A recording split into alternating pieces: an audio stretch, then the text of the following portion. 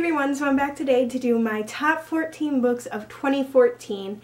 This was really hard because I read so many amazing books in 2014 and it was just so hard to choose them. So I have some honorable mentions at the end of this video, so stick around for that. All of my top 14 books are 5 stars for me. So, I mean, I guess it made it a little easier, but I made like a list of all my 5-star books that I read in 2014 and I just like had to choose, and it was difficult, but I did it. So let's see what my top 14 books are. Coming in at number 14 is Unwind by Neal Shusterman. I had heard so many amazing things about this series, so I put it on my Amazon wishlist, and Cassie from Cassidy Von Shea happened to get it for me. I don't think it was for any particular reason. I think she just bought it for me. But so thank you, Cassidy, because it made my top 14 of 2014. This book was filled with like action, and it was creepy, and it was just really mind-blowing, and I don't want to live in this world. But it is a world where parents can send their children to be unwound, meaning each body part can be used for something. So you're literally just being taken apart, and you're awake for this too. You just can't feel it. So like they actually have somebody laying there and you're in their head and they're like cutting off their leg, they're cutting off their arm. I'm like, ugh, it's just so creepy, but it was really good. Coming in at number 13 is Paper Towns by John Green. Again, Cassie had bought this for me as well because I think it was the only John Green one that I haven't read yet. It was the only John Green one that I didn't read at the time, and it was just so adorable, and it's also going to be made into a movie, so you should definitely read the book before you watch the movie because it was just so good. I just love this. I love John Green. Coming in at number 12 is Iona by Alison Goodman. This is the last part in a duology, and it is Eon the Last Dragon Eye duology. And I read Eon long time ago, and I loved it, so I needed to get the last book, and I just didn't read it for a long time until this year. It was amazing, even better than the first one. So if you loved Eon, you will love Iona even more. It was just filled with action, and you just you fall in love with the characters all over again. And I kind of started to fall in love with the villain, and then I didn't, and then I liked him, and then I didn't. It was just that emotional change, and it was just amazing. And it has dragons in it, so dragons. Now, numbers 9, 10, and 11 are all part of a series, and they're not really in any particular order. They're just filling those spaces. And it is the Cinder series by Marissa Meyer. I just listed them 9, 10, and 11 because I can't really choose, but I absolutely love this series, filled with action, and the characters are amazing. And Cinder is a retelling of Cinderella, Scarlet is a retelling of Little Red Riding Hood, and Cress is a retelling of Rapunzel. And it was just amazing, and I love how all the stories interconnect. So Cinder is obviously all about Cinder, but then Scarlet is a lot about Scarlet, but then you get Cinder involved too, which is good because I like Cinder, so you get those characters. And then Cress is about Cress, and then you get Cinder and Scarlet in it, and of course their romantic endeavors, which is awesome. So if you haven't even started the series yet, you need to. Coming in at number 8 is The Eternity Cure by Julie Kagawa. Again, Cassie got me this book as well. She got it for me for my birthday. And this is the sequel to The Immortal Rules by Julie Kagawa. This is the Blood of Eden series. There are, well, trilogy. There are 3 books in the trilogy, and this is the second one, and it was amazing.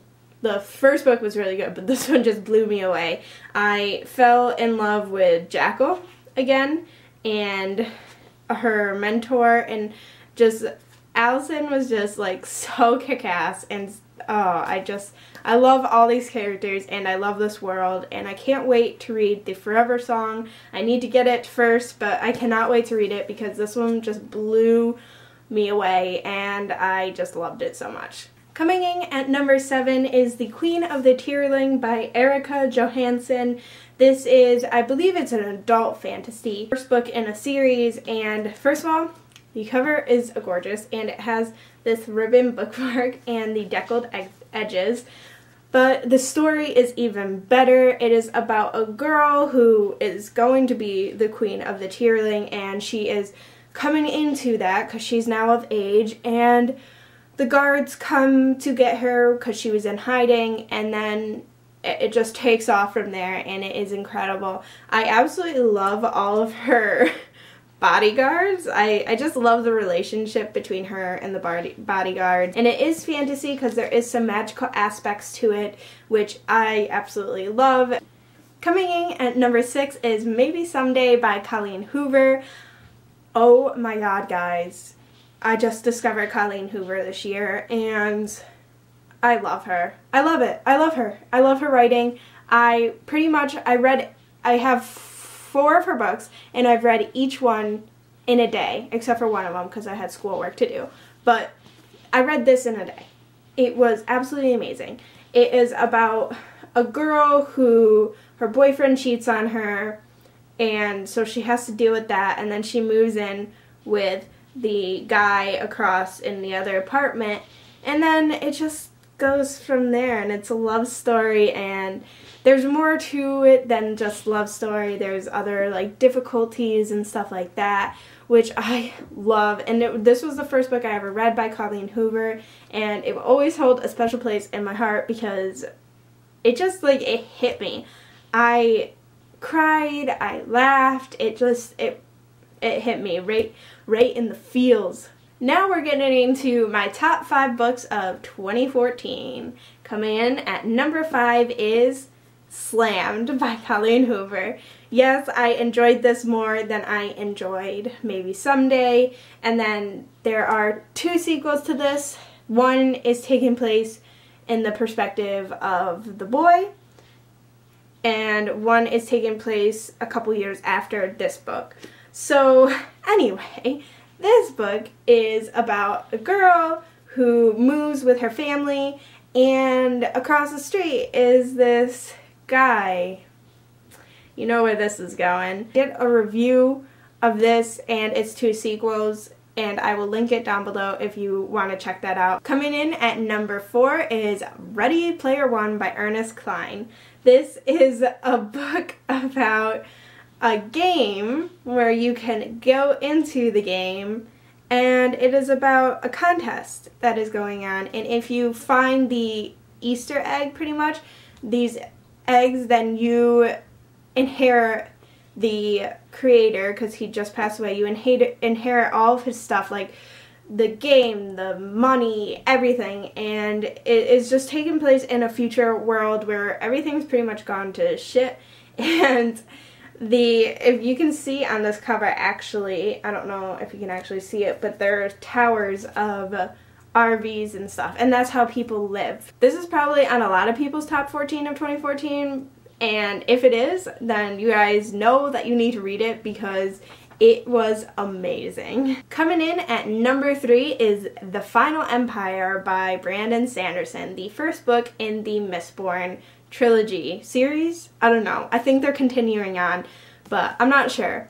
I read this one while on vacation, and obviously I loved it. It was just incredible. I'm sure you know what it's about, so I won't get too much in depth about it, but the world is just so different, and the magic system with all the metals, consuming the metals and then being able to burn them in your body and then being able to perform magic is just nothing I've ever seen. Brandon Sanderson is like a genius for being able to come up with this world and this magic system, and I just cannot wait to read the next 2 books. I'm going to try to at least read the second one this year. I'm going to try my hardest, but I do want to read the next 2 as soon as possible. Coming in at number 2 is Crown of Midnight by Sarah J. Maas, the second book in the Throne of Glass series, because there's going to be 6 in the series. The first one, Throne of Glass, I think it was 2013 that I read it, and I read it in a day. It was a 400-page book, and I read it in a day. And then I read this one, and it was amazing. I can't go into depth because it is the second one, but it is about a girl named Selena, and she is an assassin, and then in the first book she goes into a competition to become the king's assassin against other assassins and stuff like that. So it was a really action-packed book. This one was even better, and I completely enjoyed it, and I really, really recommend this series. And then my top book of 2014 is, can I get a drum roll, please?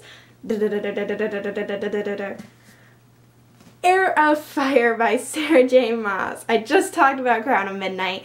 Heir of Fire is the third book in the series. The books just keep getting better and better. This one's a beast, first of all. Oh my god, I don't even know. Selena is amazing. And then love interests, and then possible bodyguards, and then just like everything. I love this so much. I cried, and I laughed, and then I cried, and then I laughed. Oh my god, it was just so amazing.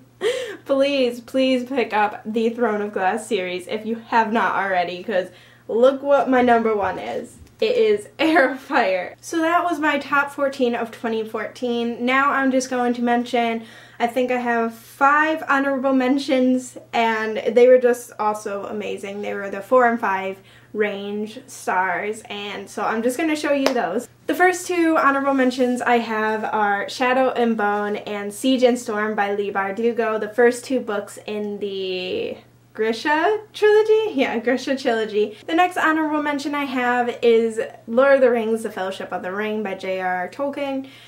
One of my goals for 2014 was to read the Lord of the Rings trilogy.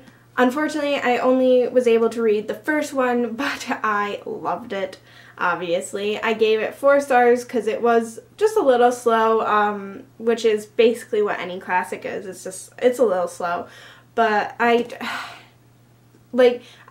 am a huge fan of the movies, and I think a lot of you know that. I am also a huge fan of The Hobbit, and you can see my little Thorin Oakenshield over here. He's so handsome standing there, standing guard over my books. I'm a huge fan of the movies, so I knew I had to read the books. I had read The Hobbit already. Then I needed to read these, and I picked this one up, and I really, really enjoyed it. My next honorable mention is Saga Volume 1 by Brian K. Vaughan and Fiona Staples. This is a graphic novel series about 2 people who come from different worlds. I think one's from the planet, and then one's from the moon or whatever, and they're kind of their species are at war with each other, but they fall in love, and they have a baby, and then they're on the run, and the graphics are just incredible. Like, look at that. Look at that. Look at that. And then my last honorable mention is A Feast for Crows by George R.R. Martin, the 4th book in A Song of Ice and Fire series. A lot of people said that this one was really, really slow, and they didn't like it. And for me, it was slow, I gotta admit, but it was filled with information and conspiracies. It was just filled with, yeah, there wasn't a lot of fighting, but there was a lot for the mind, and I think this one is probably my second favorite in the series. So that was my top 14 books of 2014 and some honorable mentions. I hope you all enjoyed it. Comment down below, tell me what your favorite book of the year was, what your worst book of the year was, anything you want pretty much. Please like this video and subscribe if you're not already, and I will see you all next time. Bye!